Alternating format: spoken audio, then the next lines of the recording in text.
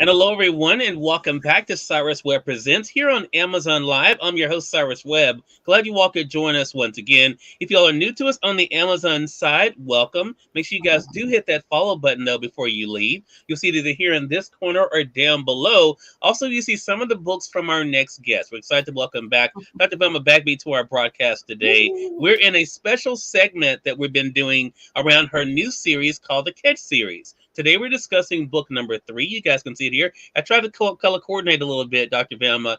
With the wrong catch, she'll tear down the house.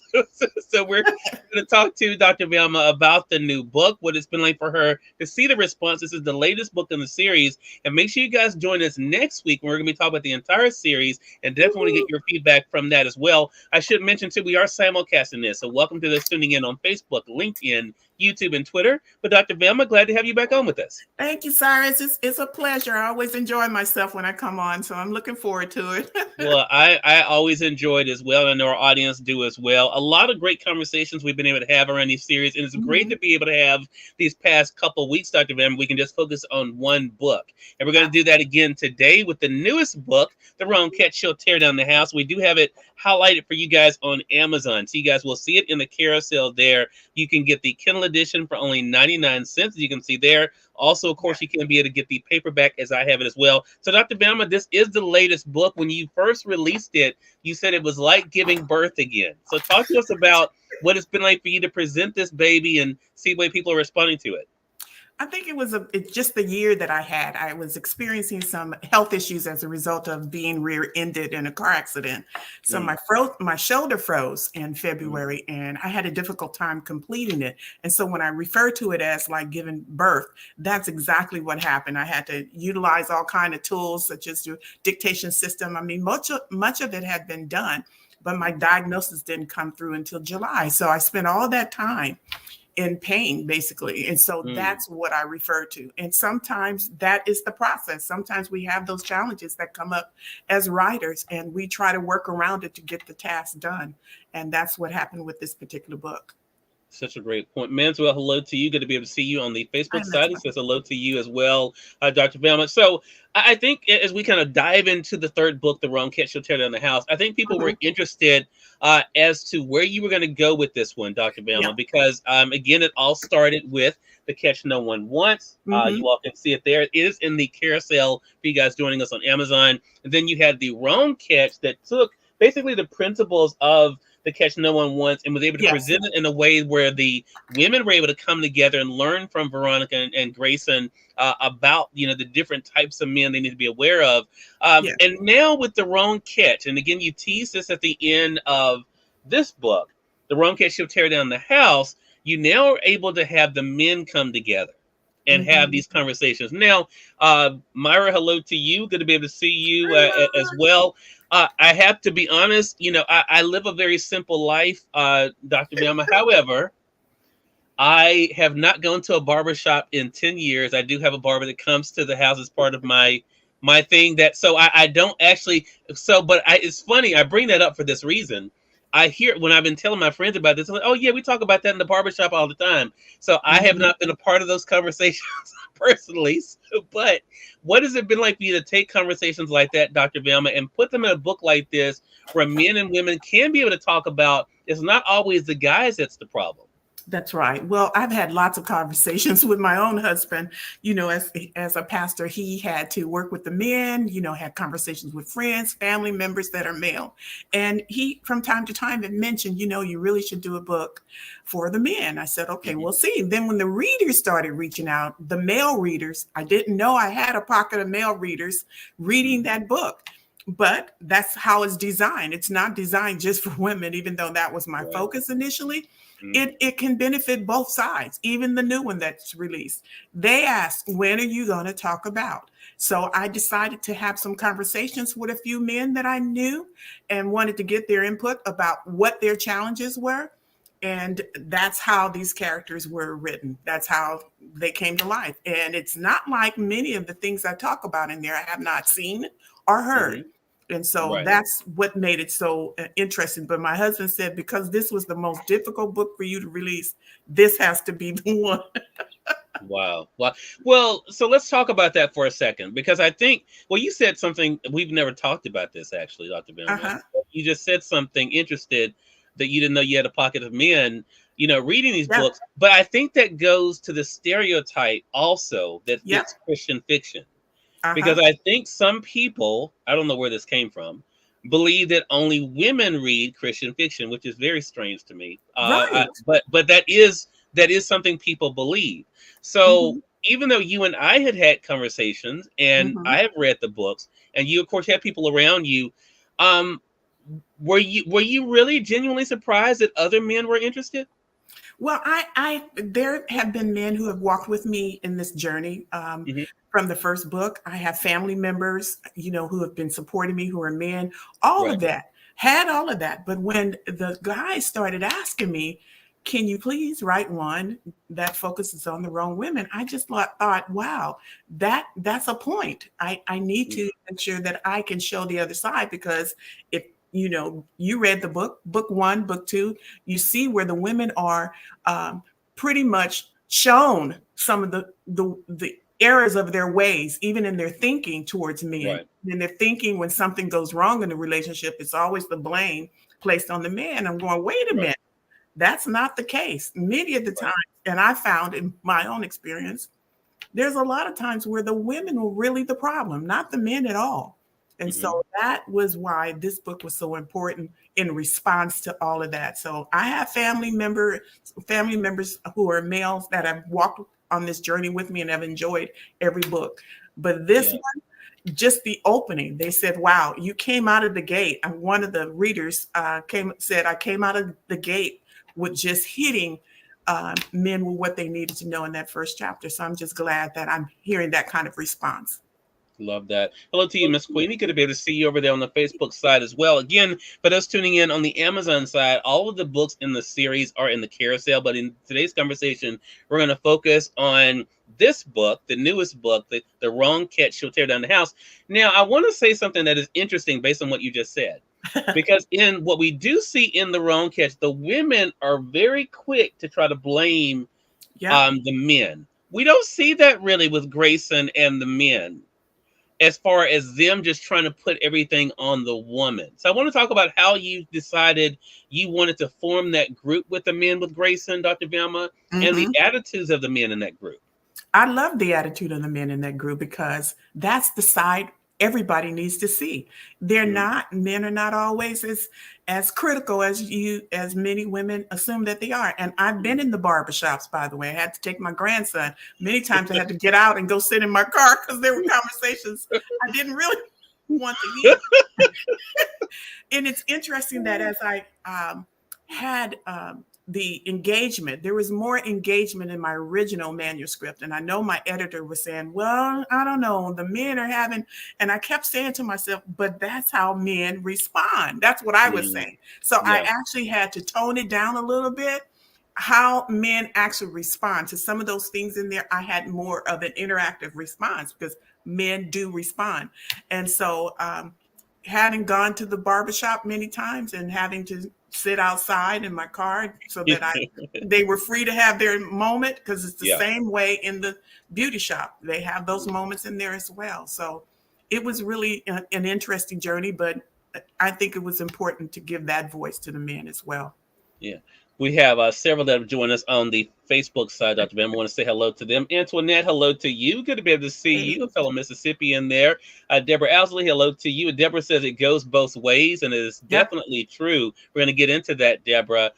Ellen Sutter is joining us. Hello to you, Hey, Ellen. Miss Good to be able to Ellen. see you. Alicia Sadler of Hardcore Grind Magazine is here. Hey, Hello to Alicia. you as well. Ellen says, oh, not the barbershop. Oh, my goodness. Right. I had kind of that language in there. And I had, are they really like this? Yeah. I took it out.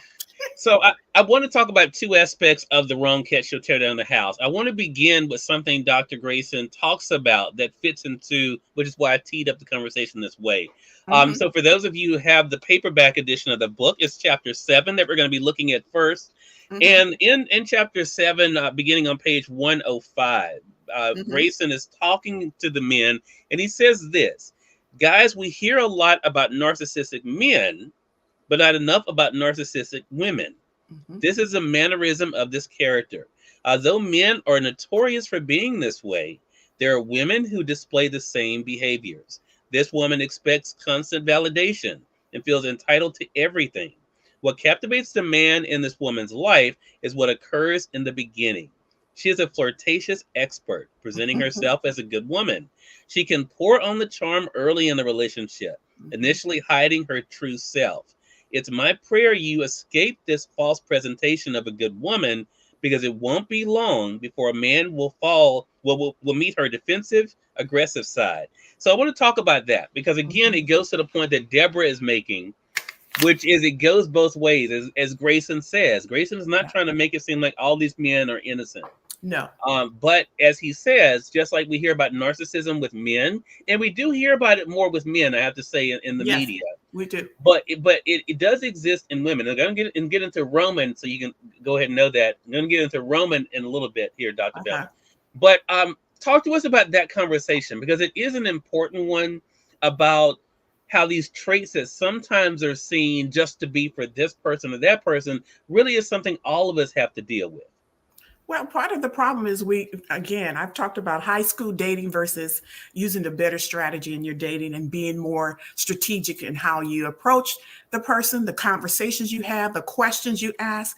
And I've said, many times that we now have to use what we used to reserve as questions once you're engaged, those tougher questions once you're engaged. And these are the things you really need to look at. But now you have to include those tougher questions early on before you fall in love, before you've made the decision this Mhm. person is the one. You really have to do your due diligence to examine who truly is this person. And looking on the surface will get you in a bad place. And that's what's happening in this story.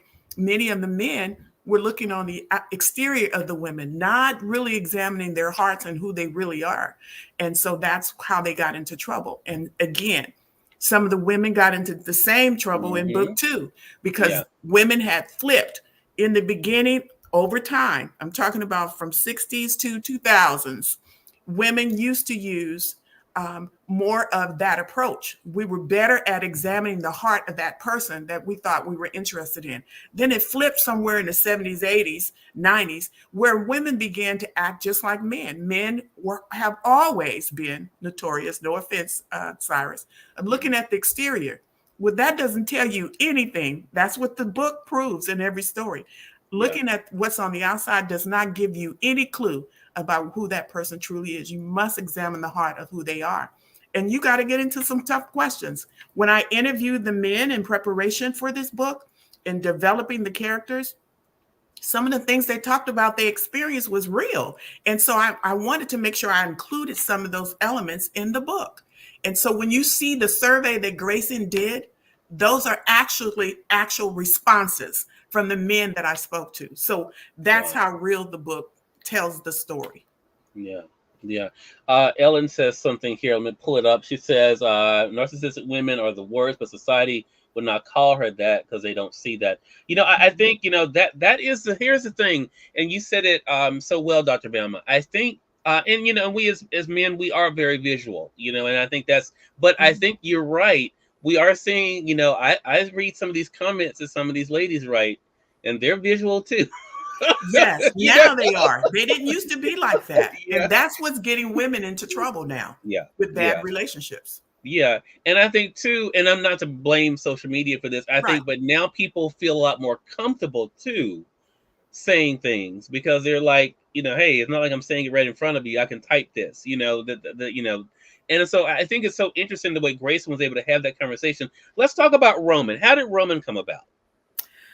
I think it was more around the story of the woman and how I wanted to present her, and then Okay, thinking about what kind of man actually would actually fall for her, and that's okay, how he was created. Because I'm telling you, the when you think about when I was looking at the people pleaser, that's the story that Roman is in. And the hmm people pleaser, people assume that that type of woman is a very kind-hearted, giving, always serving, doing kind of woman. And behind it, and as I studied narcissism, that's a very common trait of a narcissistic woman, that she disguises her pleasing and being helpful and doing. Uh, but beyond that, it's more manipulative, and because Yeah. she's trying to get what she wants, then you begin to see the narcissism rise to the surface. And so Roman was pretty easy, because I had to figure out how to present him with the people pleaser, and that's Lauren, the people pleaser. And so he was developed once I developed Lauren. That's how I created him. I want to read two things about Roman that we're able to Mm-hmm. discover. For those who have the paperback edition of the book, starting on page 141, Mm-hmm. this is what is said about Roman. Many times my walk to lunch became a prayer walk. I Mm-hmm. used to use the time to talk to God about my life, a wife, and my job. Now, that sounds great. And, you know, kudos to Roman, because Right. that's what all of us should want to do as we're having conversations with Yeah, God to it's talk somewhere about on the those things. list. Right. Now he goes on to talk about this woman, and he sees the way she interacts with others, and I do the same thing. A lot of times it's not just about how she treats you; it's how Yep. she deals with other people. You're Yeah. watching that. This particular lady was well liked, Mm-hmm. but he goes on to say this. Fast forward to page 149, when Mm-hmm. he's about to get the first kiss, and he's talking about it. He says this.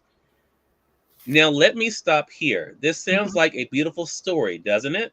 I thought I asked the right questions leading up to our engagement, but discovered my mistake of not asking enough tough Tough questions. questions. Going to Yep. the point that you were mentioning Yep. earlier, Dr. Velma, it Mm-hmm. didn't take long to determine how my error of not exploring what was at the heart of who she was got me into trouble. Yep. I want to talk about that because a lot of times two things can happen at this point, right? Yep. One, you back up and you Mm-hmm. start having those tough questions, those tough conversations, or for some, they think, you know what, well, I got time, I got time to do it. And then I just thought about it, maybe a bonus, someone just may run, you know, That's you, true. you That's know, true. ghosting is real these days. So I want to talk about that. What was it like for you to have that conversation? As you mentioned, these are real conversations, Dr. Velma, Mm-hmm. about the importance of having those tough conversations, but not always taking the opportunity to do it. Because I think a lot of in many of the cases, and in the men I surveyed, they were a little uncomfortable, and that's again going back to where we've come from Hmm. and where we are now and what we are no longer practicing. Because again, my definition of high school dating is just that. We date like in high school and expect to marry someone like that. And we have no idea, no clue who they are. And that's why the strategy has to change. We've always had it. I mean, the book is over 2,000 years old that give us all kinds of clues, but no one wants to dust off that big Bible over there and pick it up and find out what clues we've been given. And Yeah. so that was the whole idea of bringing this back to life, is having those conversations and the clues we've been given. And so when you think about what he said, he had not taken the time to really examine who she was. She didn't ask the tough questions. And that goes back to chapter 1. Grayson opens up the conference with those surveys and talks about the red flags that you ignore. You're not paying. Most people don't know what a red flag is in dating and what Hmm. you're supposed to be looking for as you're having the conversations and moving along. Some of us have had red flags and ignored them because we didn't know what they were. And so he then reveals the problem he had, because he had already gotten captivated with what he observed about her. And that's the biggest problem. We fall in love with what we see Yeah. versus waiting to fall in love with what we discovered that's in the heart of that person. Hmm. That is important. Yeah, and I was going to say that's where we see the mirror image of what we saw in this book, Yeah. and with Grayson and Veronica talking to the women. Exactly that point. Ignoring the red flags, Yeah. not paying attention, and being able to think, you know what? Yeah, And so I think that is the thing that so many people can fall for. Ellen has a question here, Dr. Velma. Do you think it's because some folks only are trying to see if they will be a couple without trying to be in a relationship? For women, they may think he will not want her. Oh, that's interesting. Yeah. It is the same idea of falling in love with the idea of finding someone, because we hear these statistics all the time, and it's like women are in a hurry because they say there's more women than men. Well, I just believe there's going to be some women that's going to miss out, period. So let's not worry about numbers. Let's just worry about ourselves and whether or not we're ready for that person when they arrive, and knowing how to discover who they are. And so that's the problem. We fall in love with the idea of, "Ooh, I found someone. He could be the one." I hear women say that all the time. Well, how do you know that? And so quickly.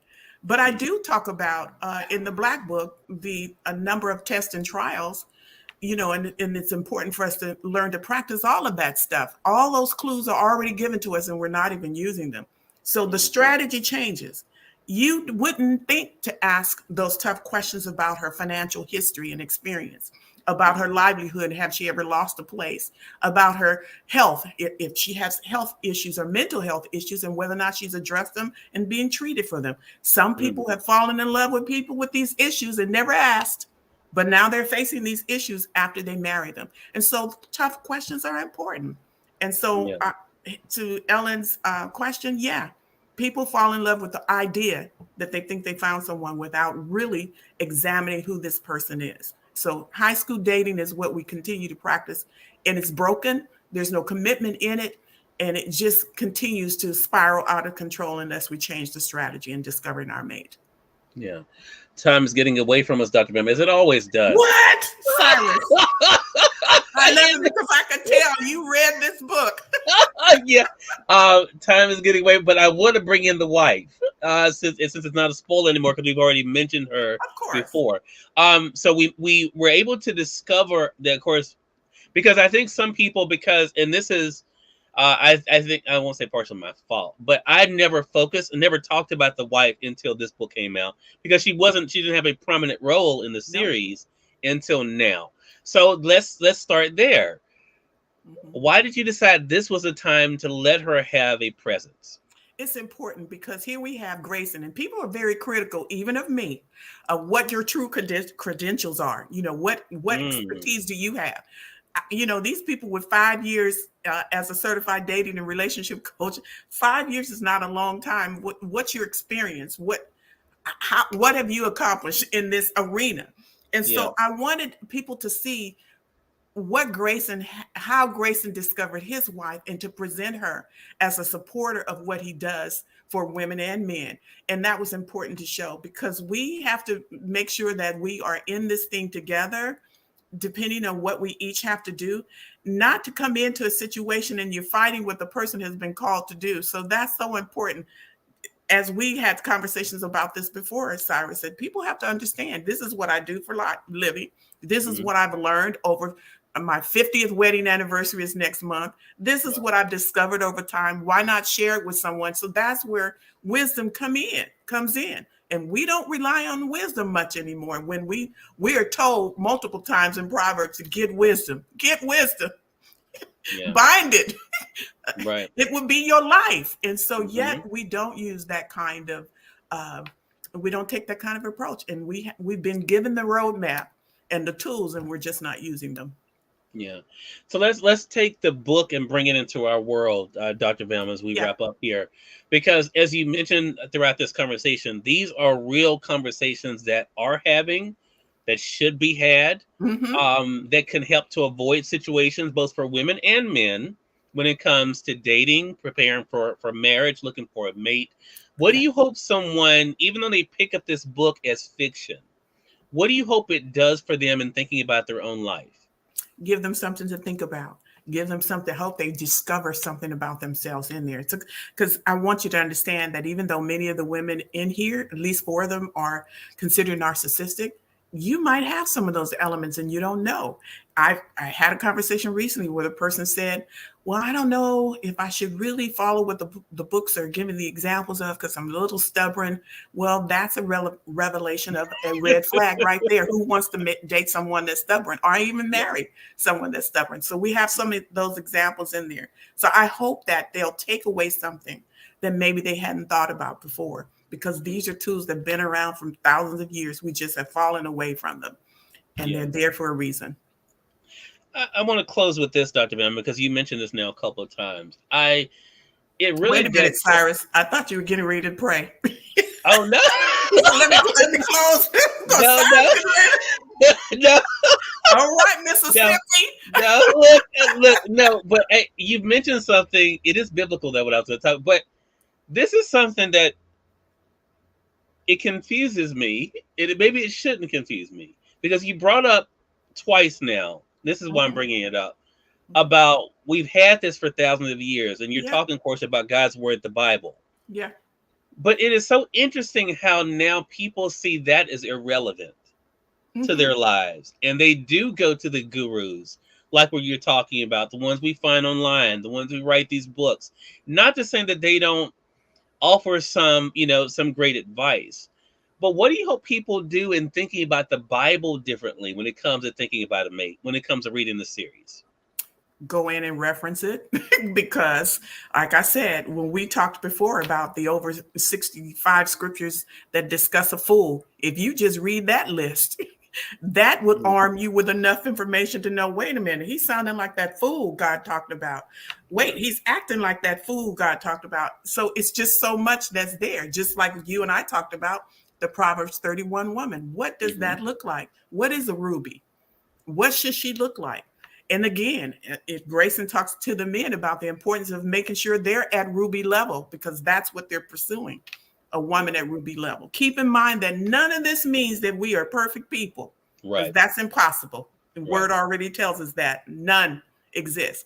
What it does is arms you and better prepares you, gives you something that you should be looking at, examining the red flags, all the things we talk about. So it helps you to really discover that. So that's why, I'm not telling anybody to pick up the Bible, but I am telling you that it's already told us, it's already given us the blueprint of what we should be looking for. So, and it's 2,000 years old, but we're living in a time where people think they already know anything, and that's fine. Women empowerment, all of that. I've been a part of that process too. And you'll see in here, we talk about the importance of establishing and accepting the worth that God has placed on your life as a woman, because Adam could not be alone. God said it wasn't good. Let me create something good for him, because it's not good for man to be alone. There become a time in that man's life, it's going to be his time to now pursue looking for his mate. And so it's important for us to make sure that we understand what that process is and to better prepare ourselves for it. Love that. Again, everyone, Dr. Velma Bagby has been our guest. Great conversation, Dr. Velma. It always is, though. It always is. Good, Cyrus, with your questions. Well, look, you gave me great material with the books. So for those who have not picked them up, let's go through them.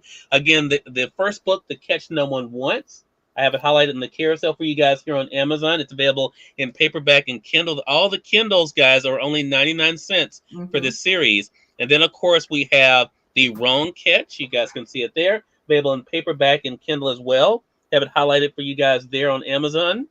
And then the newest book, the one you guys see here, The Wrong Catch, She'll Tear Down the House. Available now as well in paperback and Kindle. So make sure you guys grab that as well. Dr. Velma, really do appreciate you in these conversations. How can our viewers stay connected with you? They can reach me on any of the platforms. I'm on all the social media platforms as Dr. Velma Bagby, but also you can subscribe to my website, drvelmabagby.com, and look forward to hearing your response and reading your reviews. And I love getting feedback, so make sure you reach out. All right, Dr. Velma, always a pleasure. And we thank you, our audience, for tuning in to another great segment of Cyrus Webb Presents. Until next time, I'm Cyrus Webb saying thank you so much for being with us. We'll talk to you soon. Take care.